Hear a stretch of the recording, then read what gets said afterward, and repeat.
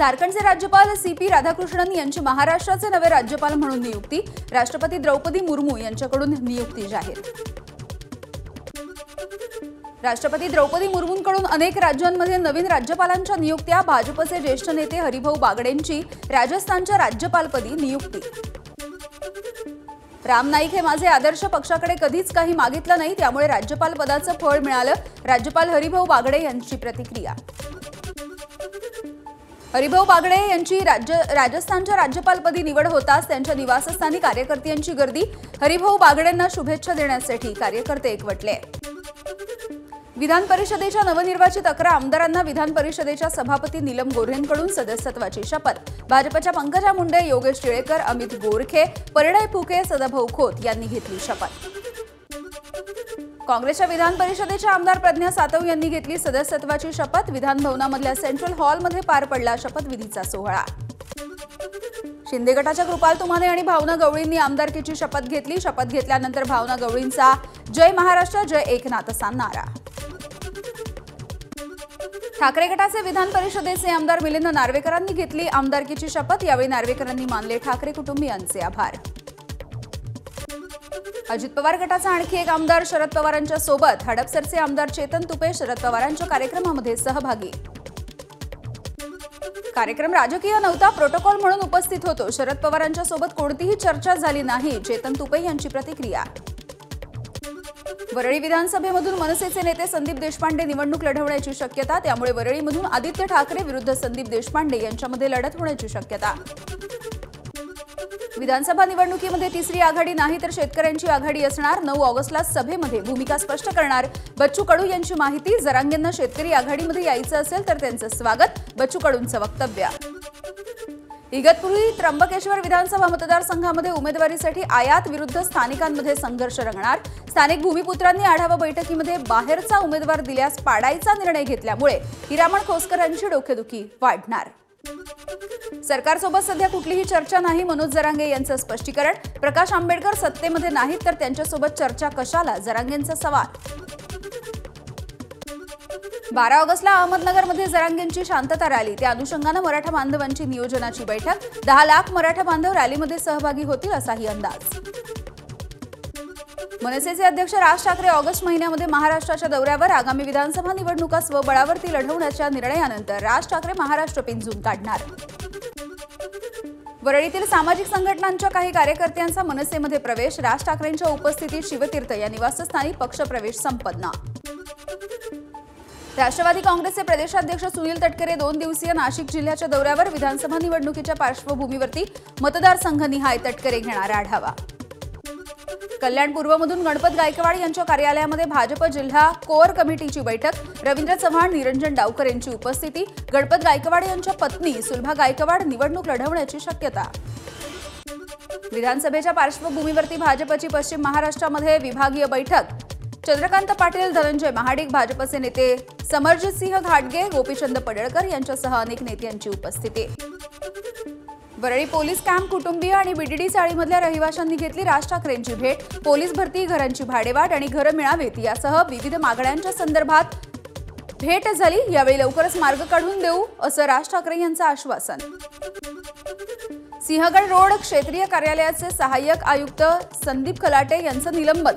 Sinhagad road पूरग्रस्त भागामध्ये कर्तव्यात कसूर ठेवल्याप्रकरणी कारवाई। लेखिका आणि राज्यसभेच्या सदस्या सुधा मूर्ती यांना यंदाचा लोकमान्य टिळक पुरस्कार जाहीर। नवी दिल्लीमधल्या महाराष्ट्र सदनामध्ये विशेष सोहळ्यात सुधा मूर्ती यांना पुरस्कार प्रदान केला जाणार। लाडकी बहीण योजनेसाठी राज्यभरामधून 1.25 कोटी महिलांचे अर्ज। सर्वाधिक 5 लाखांपेक्षा अधिकचे अर्ज पुणे जिल्ह्यामधून। शाळांच्या सर्वांगीण विकासासाठी माझी शाळा सुंदर शाळा या अभियानाचा दुसरा टप्पा राबवला जाणार। 5 ऑगस्टला या अभियानाची सुरुवात। या अभियानाच्या प्रचार आणि प्रसारासाठी 12,90,00,000 रुपयांचा निधी। बारामती तालुक्यामध्ये पूजा केडकर यांच्या कुटुंबियांची 14 गुंठे जमीन असल्याची माहिती। मात्र सातबाऱ्यावरील नावामध्ये दिलीप धोंडीबा खेडकर ऐवजी दिलीप कोंडीबा खेडकर असा बदल केल्यामुळे अनेक सवाल। कोल्हापूर जिल्ह्याच्या दक्षिण भागामध्ये पावसाचा जोर कायम। ताम्रपर्णी आणि घटप्रभा नदीचं पाणी पात्राच्या बाहेर। भाजपचे नेते शिवाजीराव पाटील यांच्याकडून पूर परिस्थितीची पाहणी। भंडारा जिल्ह्यामध्ये मुसळधार पाऊस, 30 पेक्षा अधिक गावांचा संपर्क तुटला. रस्त्यावरून पाणी वाहत असल्यामुळे वाहतुकीसाठी हा मार्ग बंद. भंडारा शहरामध्ये 77 मिलीमीटर पावसाची नोंद. अनेक घरांमध्ये शिरलं पावसाचं पाणी. आठवड्याभरामध्ये पुन्हा एकदा पूर परिस्थिती निर्माण. वर्ध्यामध्ये ओला दुष्काळ घोषित करून शेतकऱ्यांचं कर्ज माफ करा. किसान अधिकार अभियान संघटनेची मागणी. सेलू तालुक्यामधल्या आमगावमध्ये शेतकऱ्यांची निदर्शनं. नाशिकच्या सोमेश्वर धबधब्यावरती पर्यटकांची हुल्लडबाजी. बॅरिकेटिंग ओलांडून तरुणांची धबधब्याच्या प्रवाहाच्या जवळ गर्दी. पोलिसांचं मात्र दुर्लक्ष. गोंदियाच्या सालेकसा तालुक्यातली हाजरा फॉल धबधब्यावरती पर्यटकांची गर्दी. वीकेंड असल्यामुळे महाराष्ट्रासह छत्तीसगड आणि मध्य प्रदेशामधून सुद्धा पर्यटकांची गर्दी. सिंधुदुर्गामधल्या वैभववाडीतील नापणे धबधब्यावरती पदपथ पूल बांधण्यात येणार. पुलासाठी काचेचा वापर केला जाणार असल्याची माहिती. राज्यामधला हा पहिलाच प्रकल्प. नाशिकच्या मनमाडमध्ये 2 तरुणांचे मृतदेह आढळून आल्यामुळे खळबळ. या प्रकरणी लोहमार्ग पोलिसांकडून अधिकचा तपास सुरू. पुण्यामध्ये पुन्हा एकदा कोयता गँग सक्रिय. लोहगाव परिसरामध्ये कोयत्यानं दुकानांची तोडफोड. विमानतळ पोलीस स्टेशनमध्ये गुन्हा दाखल. नवी मुंबईच्या सीबीडीमध्ये कोसळलेल्या 3 मजली इमारतीचा व्हिडिओ समोर. 2 दिवसांपूर्वी झाली होती दुर्घटना. दुर्घटनेमध्ये 3 जणांचा मृत्यू, 2 जखमी. कोपरखैरणे अत्याचार करून हत्या करण्यात तरुणीच्या मारेकऱ्यांना फाशी द्या या मागणीसाठी भव्य लॉंग मार्च. हजारोंच्या संख्येने नवी मुंबईकरांचा सहभाग. मुंबईच्या पवई परिसरामध्ये खड्ड्यांच्या विरोधात मनसेचं अनोखं आंदोलन. खड्ड्यांमध्ये भातशेती करत नोंदवला निषेध. तसंच वाहन चालकांना खड्ड्यांमुळे होणाऱ्या त्रासापासून वाचवण्यासाठी पेनकिलर आणि बाम सोबतच आयोडेक्सही केलं वाटप. नांदेड शहरातील श्रीनगर मुख्य मार्गावरती झाड कोसळलं. यावेळी रस्त्यावरून स्कूटीने जाणारे पती पत्नीसह 13 वर्षीय मुलगाही जखमी. अहमदनगरच्या राहाता शहरामध्ये बिबटे आणि कुत्र्याच्या झटापटीचा थरार. सीसीटीव्ही कॅमेरामध्ये कैद. वैजापूरकर वस्तीमधली घटना. यवतमाळमध्ये 1,93,000 बनावट खाद्यतेल जप्त. या प्रकरणी 3 जणांवरती स्थानिक गुन्हे शाखेची कारवाई. जळगावमध्ये जागतिक वाघ दिनाच्या निमित्ताने भव्य रॅली. वाघांचं संवर्धन व्हावं, त्यांची शिकार करण्यात येऊ नये यासाठी जनजागृती रॅलीचं आयोजन. भारताच्या मनु भाकरला पॅरिस ऑलिम्पिकच्या नेमबाजीमध्ये कांस्य पदक. 10 मीटर एअर पिस्तूलमध्ये मनु भाकरला कांस्य पदक.